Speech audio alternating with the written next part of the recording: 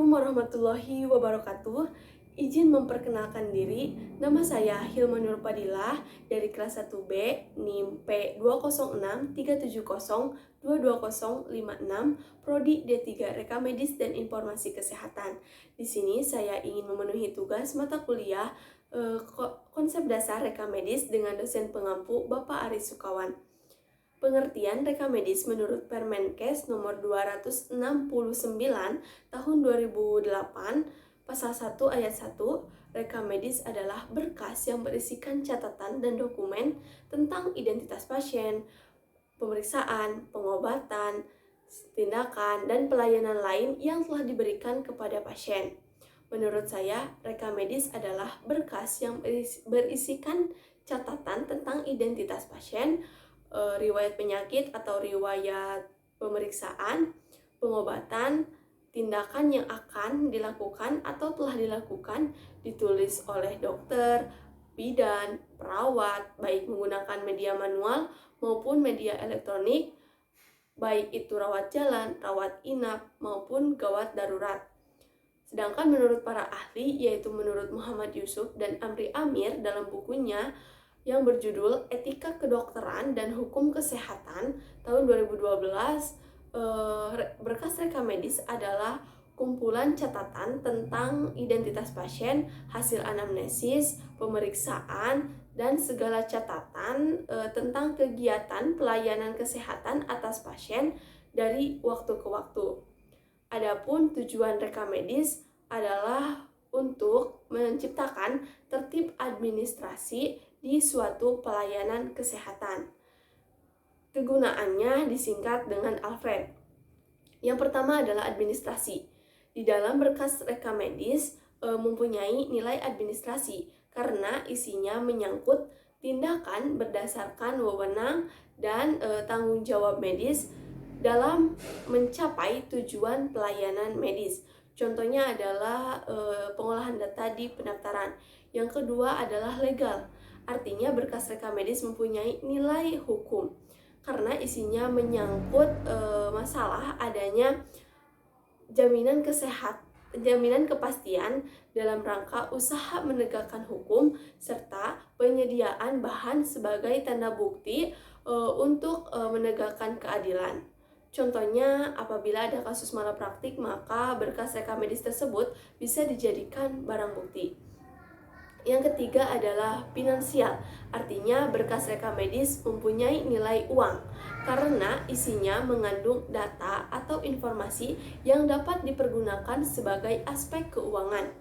Reka medis sangat erat hubungannya dengan pengobatan, terapi, serta tindakan-tindakan yang diberikan kepada pasien. Contohnya adalah untuk melakukan pembayaran tindakan infus, terus oksigen, fisioterapi, dan lain sebagainya.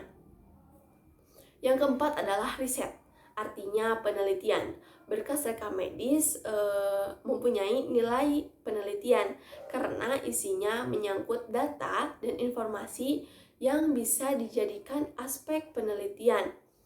Contohnya adalah mahasiswa yang melakukan penelitian, mahasiswa akhir yang melakukan penelitian, khususnya reka medis. Yang kelima adalah edukasi. Edukasi adalah suatu berkas reka medis yang mempunyai nilai pendidikan karena isinya menyangkut data atau informasi tentang perkembangan kronologis dan kegiatan pelayanan medis yang diberikan kepada pasien. Informasi tersebut dapat digunakan sebagai referensi pengajaran di bidang kesehatan. Contohnya, dosen melakukan pengajaran kepada siswa reka medis. Yang keenam adalah dokumentasi. Berkas reka medis memiliki nilai dokumentasi karena karena isinya menyangkut sumber ingatan yang harus didokumentasikan dan dipakai sebagai bahan pertanggungjawaban dan laporan pelayanan kesehatan.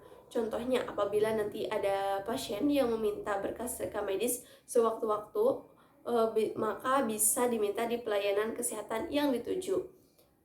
Selanjutnya adalah kepemilikan reka medis menurut pasal 12 Permenkes nomor 269 tahun 2008. Yang pertama adalah berkas rekam medis merupakan milik dari pelayanan kesehatan, baik itu rumah sakit, puskesmas, klinik, dan lain sebagainya. Yang kedua, isi rekam medis merupakan milik dari pasien. Yang ketiga adalah isi rekam medis sebagaimana yang dimaksud dalam pasal 2 adalah resume atau ringkasan medisnya. Yang keempat, ringkasan rekam medis sebagaimana yang dimaksud dalam pasal 3 bisa dicatat, dikopi, atau diberikan kepada pasien atau orang yang diberi kuasa atau keluarga yang memiliki hak untuk itu. Selanjutnya adalah pemanfaatan rekam medis. Yang pertama adalah pemanfaatan rekam medis oleh pasien. Jadi apabila nanti pasien membutuhkan resume, bisa diberikan. Yang kedua adalah pemanfaatan rekam medis oleh pihak ketiga. Contohnya adalah pihak asuransi. Yang ketiga adalah pemanfaatan rekam medis oleh penegak hukum. Jadi apabila ada kasus malpraktik seperti tadi, maka berkas rekam medis itu bisa dihadirkan di persidangan. Yang keempat adalah pemanfaatan isi rekam medis untuk penelitian. Contohnya sebagai bahan penelitian akhir mahasiswa atau tugas akhir mahasiswa. Sekian yang dapat saya sampaikan. Wabillahi taufiq wal hidayah. Wassalamualaikum warahmatullahi wabarakatuh.